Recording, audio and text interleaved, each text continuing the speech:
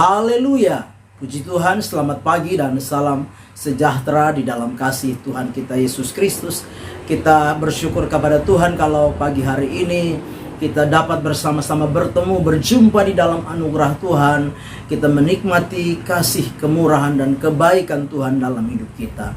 Nah, itu sebabnya pagi yang baik ini, mari kita menyediakan hati kita, menyediakan diri kita untuk bersama-sama kita mendengarkan firman Tuhan, mendasari kehidupan kita di sepanjang hari ini.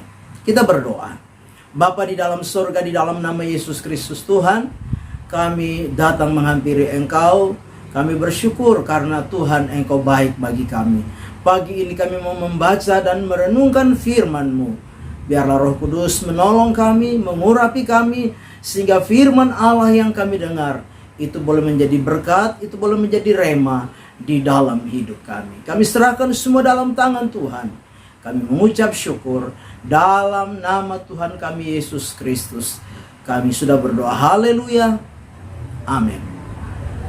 Puji Tuhan. Pagi hari ini satu tema firman Tuhan yang ingin saya sampaikan kepada kita sekalian, yaitu kepalsuan. Sekali lagi, tema firman Tuhan adalah kepalsuan. Bapak Ibu jemaat yang kekasih, setiap kita sebagai orang-orang yang percaya, kita tidak suka dengan sesuatu yang palsu, atau bahasa lainnya imitasi. Ya, kita suka dengan sesuatu yang asli. Ya, karena sesuatu yang palsu itu tidak punya nilai. Ya, tidak berharga, tidak berarti. Ya, punya nilai yang rendah. Bahkan sesuatu yang palsu itu seringkali apa?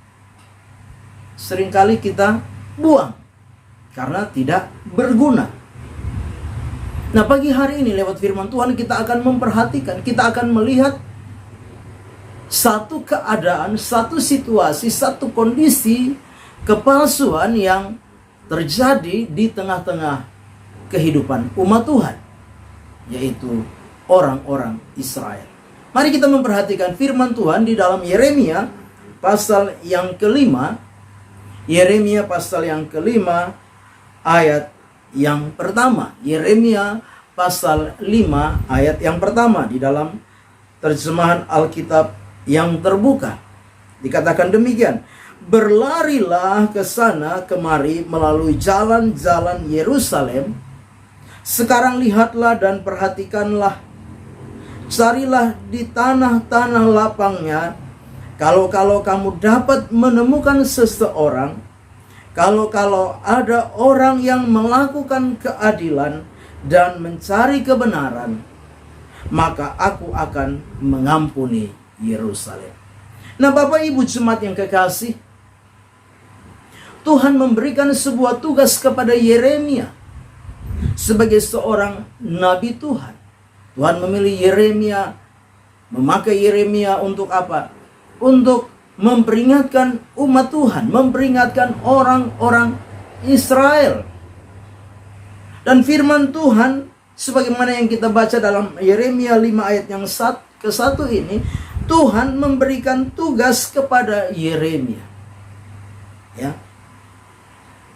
Tuhan mau Yeremia di dalam tugasnya mengingatkan betapa pentingnya umat Israel hidup di dalam keadilan dan kebenaran. Tadi kita sudah membaca di dalam ayat yang pertama tadi, Tuhan berkata kepada Yeremia, ya, carilah di tanah-tanah lapangnya. Kalau kamu dapat menemukan seseorang, kalau ada orang yang melakukan keadilan dan mencari kebenaran, maka aku akan mengampuni Yerusalem. Ada ancaman hukuman yang akan Tuhan lakukan bagi umatnya, yang tidak dapat lagi dihindari oleh umatnya. Tetapi di dalam anugerahnya, di dalam kemurahannya, Allah memakai Yeremia. Tuhan memakai Yeremia untuk mencari. Kalau ada orang yang melakukan keadilan dan kebenaran di tengah-tengah umatnya. Bapak Ibu jemaat yang kekasih di dalam Tuhan kita Yesus Kristus. Namun firman Allah menjelaskan kepada kita bahwa kenyataannya, realitanya, Yeremia tidak menemukan, Yeremia tidak mendapatkan, ya, seorang pun hidup di dalam keadilan dan kebenaran. Yeremia tidak menemukan dan tidak mendapatkan umat Tuhan hidup di dalam keadilan dan kebenaran. Itu sebabnya Tuhan pernah berbicara kepada Nabi Yesaya. Tuhan berkata kepada Nabi Yesaya, sampaikanlah kepada bangsa ini. Melalui firman-Nya, Tuhan berkata, bangsa ini memuliakan aku dengan bibirnya, padahal hatinya jauh daripadaku. Ya. Bahkan Yesus sendiri pernah berkata kepada orang-orang Farisi. Yesus berkata, benarlah apa yang dikatakan oleh Yesaya. Bangsa ini memuliakan aku dengan bibirnya, padahal hatinya menjauh daripada Tuhan. Inilah keadaan kepalsuan yang terjadi di tengah-tengah umat Tuhan. Bapak Ibu jemaat yang kekasih, pagi hari ini lewat firman Tuhan, saya menggugah kita dengan firman ini untuk kita menyadari betapa pentingnya kita hidup benar, kita hidup sungguh-sungguh, hidup di dalam kemurnian di hadapan Tuhan. Kita harus menyadari bahwa Tuhan sedang mencari gereja yang murni. Tuhan sedang mencari gereja yang sungguh-sungguh, orang percaya yang sungguh-sungguh.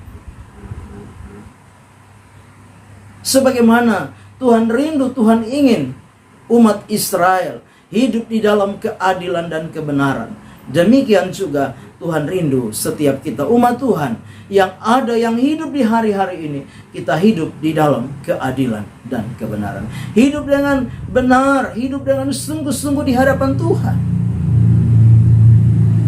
Kita perlu menyadari bahwa ada ancaman penghukuman yang akan diterima oleh setiap orang yang tidak hidup benar di hadapan Tuhan, yang tidak hidup sungguh-sungguh di hadapan Tuhan, yang tidak hidup di dalam kebenaran Tuhan, sebagaimana yang dialami oleh umat Israel. Bapak Ibu jemaat yang kekasih di dalam Tuhan kita Yesus Kristus, Yeremia ditugaskan oleh Tuhan untuk mengingatkan kembali umat Tuhan, orang Israel. Tetapi orang Israel tidak berubah, mereka tidak bertobat, mereka tidak sungguh-sungguh berbalik kepada Tuhan, sehingga pada akhirnya mereka mengalami penghukuman dari Tuhan. 10 suku harus pergi, ditawan ke Asyur, dan 2 suku ditawan ke Babel, kerajaan utara dan kerajaan selatan, kerajaan Israel dan kerajaan Yehuda. Mereka menjadi tawanan dari bangsa-bangsa yang tidak mengenal Tuhan, yang Tuhan pakai untuk menghukum mereka. Bapak Ibu jemaat yang kekasih di dalam Tuhan kita Yesus Kristus, jadikan kehidupan kita menjadi kehidupan yang murni di hadapan Tuhan.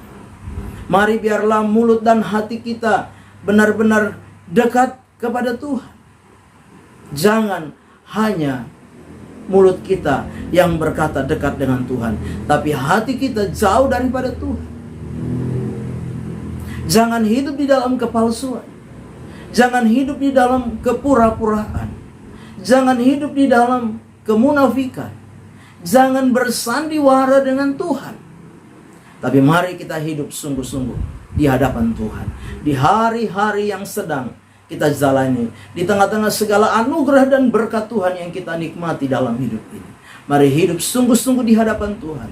Cari Tuhan, setia kepada Tuhan, tekun di dalam Tuhan, hidup di dalam kebenaran, hidup di dalam keadilan, hidup di dalam takut akan Tuhan, mengutamakan Tuhan di dalam setiap kehidupan kita. Maka saya percaya kehidupan kita akan menjadi kehidupan yang berkenan di hati Tuhan. Firman Allah tadi kita sudah baca, Tuhan sedang mencari orang-orang yang hidup di dalam keadilan dan kebenaran. Dan biarlah ketika Tuhan mencari orang-orang yang hidup di dalam keadilan dan kebenaran, Tuhan boleh mendapati setiap kita yang ada sebagai jemaat Tuhan yang ada di GPD Narwastu Bima ini. Tuhan mendapati kita hidup di dalam keadilan dan kebenaran. Jangan biarkan mulut kita yang mengucapkan Tuhan, tetapi hati kita jauh dari Tuhan. Biarlah kita semakin melekat, kita semakin dekat, kita semakin berpaut, dan sungguh-sungguh di dalam kita mengiring dan melayani Tuhan. Amin. Kita berdoa. Bapa yang baik, terima kasih untuk berkat firman Tuhan yang sudah kami dengar pagi hari ini. Biarlah firman ini boleh menjadi rema, menjadi berkat, menjadi kekuatan di dalam setiap kehidupan kami. Berkati hidup pribadi kami, keluarga, rumah tangga, usaha dan pekerjaan kami. Bahkan berkati iman kami, ketekunan, kesetiaan, kasih dan pengharapan kami diberkati oleh Tuhan. Segala kemuliaan bagi Tuhan kekal selama-lamanya. Kami naikkan syukur kami melangkah bersama dengan Tuhan di hari baru ini mengucap syukur. Dalam nama Tuhan kami Yesus Kristus kami berdoa. Haleluya. Amin. Selamat pagi, Tuhan Yesus memberkati.